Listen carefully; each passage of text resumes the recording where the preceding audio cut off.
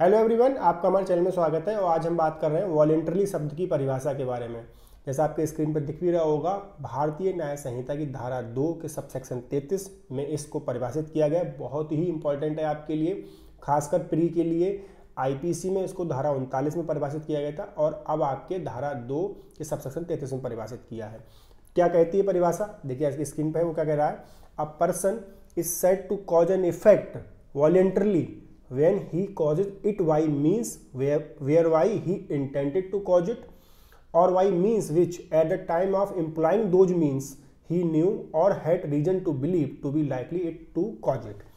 इसका मतलब सिंपल तौर पे ये है, इसको हम 3 तरीके से समझ सकते हैं। पहला स्टेप है, समझिए क्या लिखा गया है कि कोई व्यक्ति स्वेच्छा से कोई कार्य कर रहा है। ये आप तब कहेंगे जब जिन साधनों से अगर कोई परिणाम कारित हुआ है और उसका आशय भी वही था, इंटेंशन भी वही था, तो कहते हैं उसने वो काम स्वेच्छा से किया है। इसका एग्जाम्पल लोगे तब आप समझ पाओगे।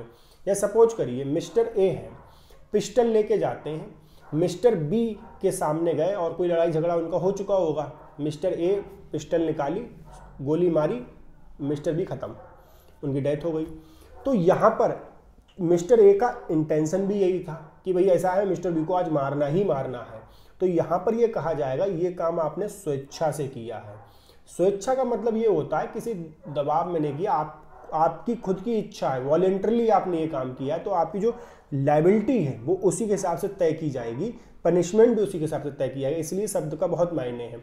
दूसरा पॉइंट क्या लिखा गया है, और by means which at the time of employing those means he knew or had reason to believe to be likely to cause it। ये बहुत इंपॉर्टेंट बात है।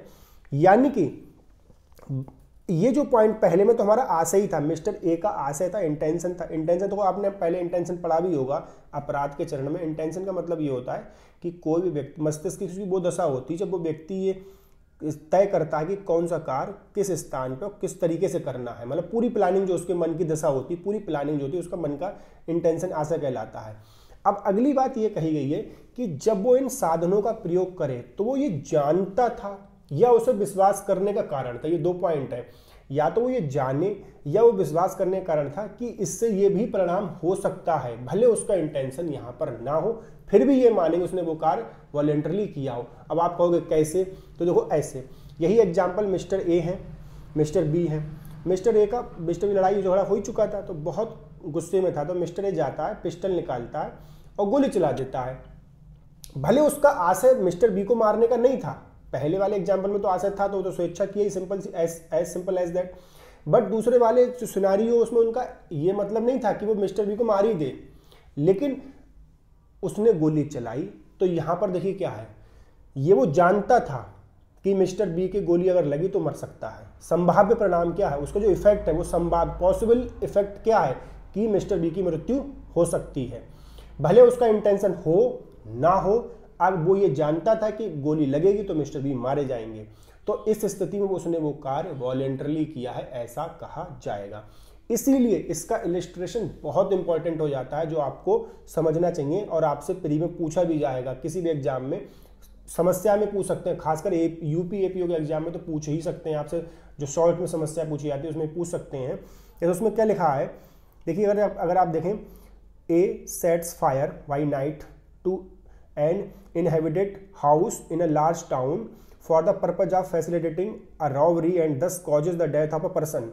Here, A may not have intended to cause death and may even be sorry that death has been caused by his act. Yet, if he knew that he was likely to cause that, he has caused death voluntarily. अब यहाँ पर इस बात का पूरा मतलब illustration का ये है कि सपोज करिए मिस्टर ए ने सोचा कि भाई खाली घर पड़ा है, कैसे उसमें कैसे चोरी डकैती की जाए। तो उसने क्या करा, आग लगाई पड़ोस के घर में कि रास्ता कैसे बनाया जाए। तो उसने आग लगाई। अब आग लगाई तो मालूम चला कि उस पड़ोस वाले घर में कोई आदमी आ गया। अब उस आदमी की, जब उसे जानता भी नहीं है मिस्टर ए, उसकी मृत्यु कारित हो जाती है। तो यहाँ पर देखिए, यहाँ पर इस स्थिति में ना तो ए का कोई आशय है उस जो व्यक्ति मारा गया उस घर में, ना ही किसी प्रकार उसकी कोई दुश्मनी बैर था, कोई दुश्मनी थी। फिर भी यहाँ पर मिस्टर ए उसने जो मिस्टर बी जो व्यक्ति मारा गया उसकी वॉलेंटरली डेथ कॉज की, ऐसा इसलिए कहा जाएगा क्योंकि उसने जिन साधनों का प्रयोग किया अर्थात आग लगाई। तो ये बात, इसका संभाव्य पॉसिबल इफेक्ट हो सकता है कि अगर किसी घर में आप आग लगाओगे तो उसमें रहने वाला कोई भी व्यक्ति मारा जा सकता है, तो इसलिए उसने ये कार्य वॉलेंटरली किया है, ऐसा कहा जाएगा। इसलिए यहां पर देखिए, भले ही अभी मैं आपसे क्या कहता, वॉलेंटरी शब्द इस इंपॉर्टेंट क्यों है, जैसे कोई काम आप स्वेच्छा से करते हैं आपकी जो क्रिमिनल लायबिलिटी है उसी अनुपात उसी रेशियो में बढ़ जाती है। अब यहाँ पर देखिए, ए का कोई इंटेंशन नहीं, कोई मतलब नहीं, कोई कुछ नहीं, वो जो व्यक्ति मारा गया, लेकिन चूंकि उसका कार्य वो ये जानता था कि इससे किसी की मृत्यु होना संभाव्य है, पॉसिबल है, तो उसकी लायबिलिटी बन गई। ये इसका इलस्ट्रेशन कहता है। अब वॉलेंटरी शब्द वैसे तो संहिता में कई जगह भी दिया गया है। अगर आप देखें, जैसे हम पढ़ते हैं hurt, simple hurt, grievous hurt, ये वॉलेंटरली है, ठीक है। तो आपने देखा होगा, आईपीसी में पढ़ा होगा, धारा 319 में अगर आप देखें आपके, तो कहाँ पे दिया गया है, इसको थोड़ा सा अगर देखें आप, धारा 114 में अगर आपके दिया है भारतीय न्याय संहिता की, उपहति दी है, फिर इसमें अगली बात लिखी है स्वेच्छा उपहति कारित करना, यानी वॉलेंटरली कॉजिंग हर्ट, फिर वॉलेंटरली कॉजिंग हर्ट है, ठीक है, फिर घोरोपैथी है, तो देखो फिर इसमें क्या वॉलेंटरली ग्रेवियस हर्ट करना।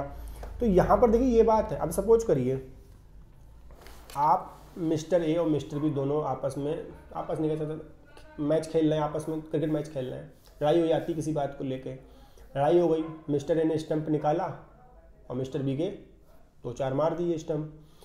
सपोज उन्हें भाई साधारण जो अगर मतलब दर्द हुआ, शारीरिक पीड़ा हुई तो हम उससे उपहति मानते हैं।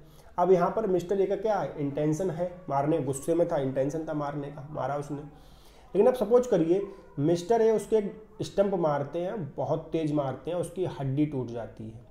तो मिस्टर ए कह रहा भाई मैंने तो इसे नहीं मारा था, मुझे क्या पता हड्डी टूट जाएगी, मैं तो जानकारी, तो यहाँ पर नहीं, यहाँ पर वो जानकारी रखते थे, विश्वास करने का कारण भी है कि अगर किसी आप स्टंप मारोगे तो उसकी हड्डी टूटना पॉसिबल परिणाम है, भाई पॉसिबल इफेक्ट। आप किसी का सर पे मार रहे हो, पैर में मार रहे हो, स्टंप मार रहे हो, टूट भी सकती है, तो ये ग्रेवियस हर्ट के अंतर्गत आएगा।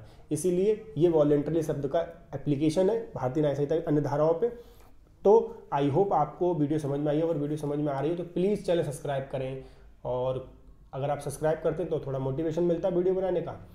बाकी अगर कोई सवाल हो तो आप क्वेश्चन पूछ सकते हैं। धन्यवाद।